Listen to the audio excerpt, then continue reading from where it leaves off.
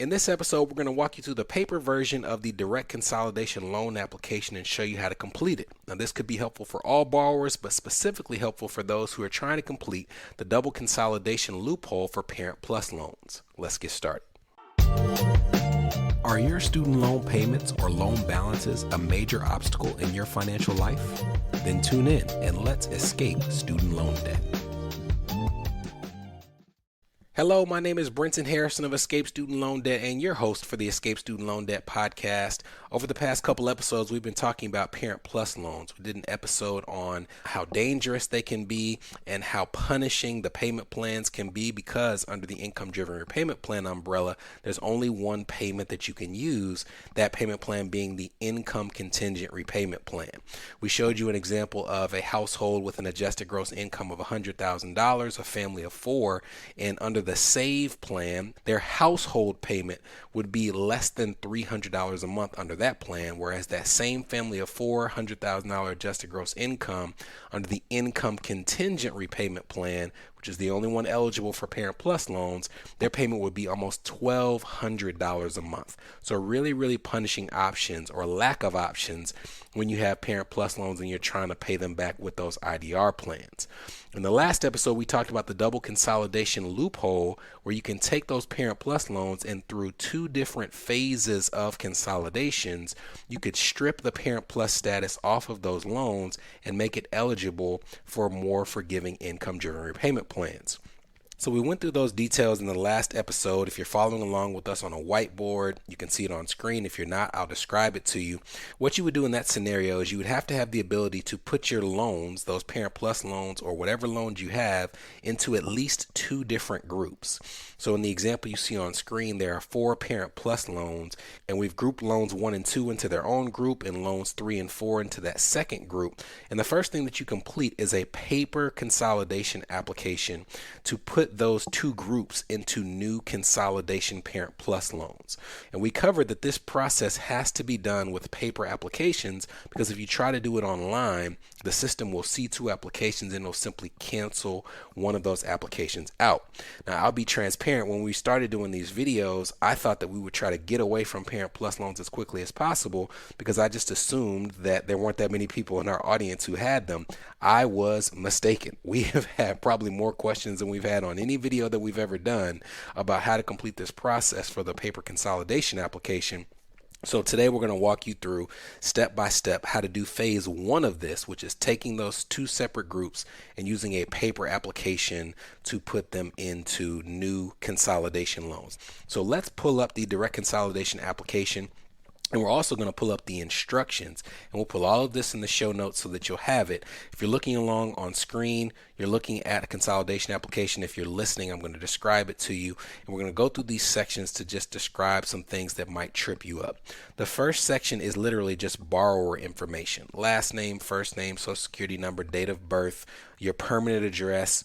The second section is references. You have to have at least 2 references. You have to have known these people for at least 3 years, and they can't live with you. So it's going to ask for their last name, first name, their permanent address, their email, and their phone number. Now, is it likely that they're going to contact these people? No, but you probably at least want to send somebody a text to let them know that they've been listed as a reference on your student loan. But that is section 2, the reference information. So now we go to page 2 and you're going to see a section that says loans that I want to consolidate. Now this is just for that first grouping. Remember that we have to do 2 separate applications. So when you see this section, recall that you're not putting all of your student loans. You're just putting the ones that you want to consolidate on this particular application.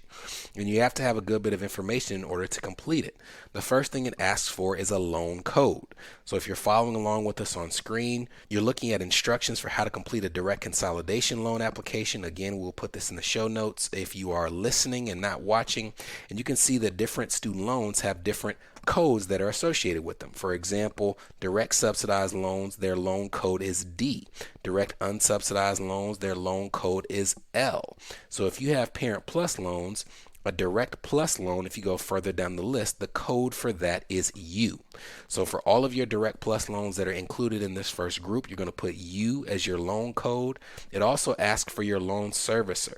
So remember, we talked about in these first applications, you're going to send these two groups of loans away from the servicer that you want to end up with. So for example, if you want to end up with Mohila, you don't need to send the first grouping of loans to Mohila. You need to do two separate loan servicers. But in this section, it's not asking where you want to send it to. It's asking who is your current loan servicer. So you're going to put your current loan servicer, their address, and their phone number. If you're wondering how to find that, you can ask your servicer. You can log on to their Contact Us section. But we also have put a document together as of 11/7/2023 of all of the listed loan servicers with their address and their phone numbers. Ed Financial, Mohila, Advantage, Nelnet, ECSI, Default Resolution Group. So if you're needing just a quick reference sheet for who your current loan servicer is and what their mailing address may be, you can reference that sheet that's in the show notes. And lastly, you'll need your loan account number and your estimated payoff amount. So if you owe $100,000, but you owe it across 5 different loans, you can't just put $100,000. You have to go onto your loan statement or go onto your loan servicer site, find each loan account number and the estimated payoff amount for that particular loan. Doesn't have to be exact, just has to give them some idea to identify the loan that they're looking for when your new servicer goes in to pay off and consolidate these various loans. So you need to do that for all of the loans that you want to consolidate in Group 1. Not all the loans, just the ones in Group 1. And in the next section, you'll see that there's a section that's titled Loans That I Do Not Want to Consolidate. This is where you would put the loans that you've put in Group 2. So for all intents and purposes, for this application, it's going to look like they're staying put. We know that they're not. They're going to be consolidated elsewhere. But as far as this first application goes, you want to list all of the loans that you have in Group 2, and you have to have the same information: the loan code, the servicer address, the account number, and the current balance of those loans. There's also a question here that we just scrolled over, and I want to make sure that I don't overlook it. There's a question 17 that says grace period end date. So it's asking you to put the month that you expect your grace period to end. Let me explain what that means. When most of us graduate, if you have student loans, the federal government gives you a 6-month grace period before you have to pay them back. But when you consolidate a loan, it cancels that grace period unless you ask them to delay the consolidation. So if you have an expected grace period end date, they're essentially saying, hey, are we consolidating loans that might have a grace period? If so, let us know when that grace period is due to end so that we don't do anything that cancels out that grace period unnecessarily. So that's why they're asking about it in question 17. This is how you put the two different groups of loans together: loans I want to consolidate and loans that I don't. And after the break, we'll tell you the next steps to get these applications completed and mailed off to their respective servicers. This is the Escape Student Loan Debt Podcast, a show for established professionals whose student loan payments or loan balances are impacting their marriage, their business, their credit, or their dream of achieving home ownership. We'll be right back. Are you interested in learning the tools and techniques we use to get student loans forgiven, reduced, reorganized, or expedited? Well, great news. We're currently updating our flagship course, Escape Student Loan Debt, to reflect the current changes in the student loan landscape. To stay up to date on the launch of the course and opportunities to sit in on our live recording sessions, head to escapestudentloandebt.com and join our email list now. You're listening to the Escape Student Loan Debt Podcast. Subscribe now at escapestudentloandebt.com. Welcome back. All right, we're back from the break, and we have filled out the majority of the information that is needed on this application. And we're now on page 5 on screen, where you just see the borrower's signature, where you're going to sign this form and put the day's date that you signed it. And then after you've signed it, there's a series of instructions and legalese in terms of what you're admitting to on this application and that you're being truthful. And then at the end, you're going to see a section that says insert servicer address. Now, this is just a boilerplate template application, so there's not going to be a servicer address here. And now we have to get to the part of this where we actually go forward and mail this to a servicer. If you're following along with us on screen, there's a section on the instructions that says where to send your completed direct consolidation application, and it says mail pages 1 through 5 and your completed note and any other required forms to the following address. Now, what are those other required forms?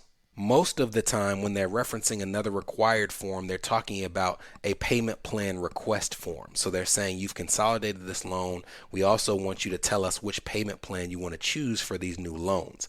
Now, I will tell you, if you want to be safe, we'll put the application to a payment plan like an income driven payment plan request in the show notes so that you have it. But I will also say I've seen plenty times people send in these direct consolidation loan applications without a payment plan request, and it still gets processed. But that's what they're referencing when it comes to the forms. And when you have those forms, you would mail all of them off to the various loan servicers. Remember, you don't need to mail it to the servicer that you want to be the end result. You can pick any two random servicers. You don't need to overthink it because they're not going to keep these loans for the long haul anyways. We just need two different places where we can hold these different loans. Send it anywhere other than Default Resolution Group. Default Resolution Group is a loan servicer for people whose student loans are in default. So short of sending it there, you should be good to go anywhere you want to go.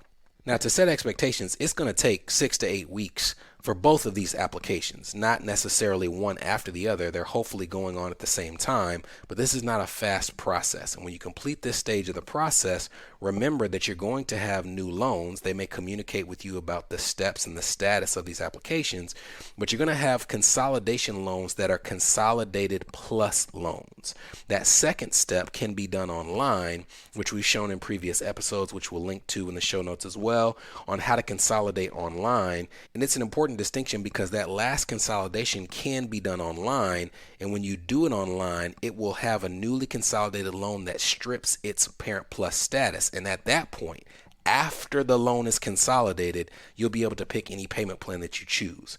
And I put an emphasis on after because I see people get frustrated all the time, and sometimes they direct that frustration at me, where they'll have done the paper applications, they'll be trying to consolidate that loan for the last time online, and when they're doing it online, it asks for them to pick a payment plan, and they still see that the Income Contingent Repayment plan is the only one that's available. The reason it's the only one that shows is available online, even for that last consolidation, is because it's looking at the loans as they currently are, and it's seeing that they're still plus loans. So of course it's only going to give you that ICR option. You have to complete the process, and once you have that new loan without the plus on it, then you can apply for an income driven repayment plan, and at that point you should be able to choose whatever you would like.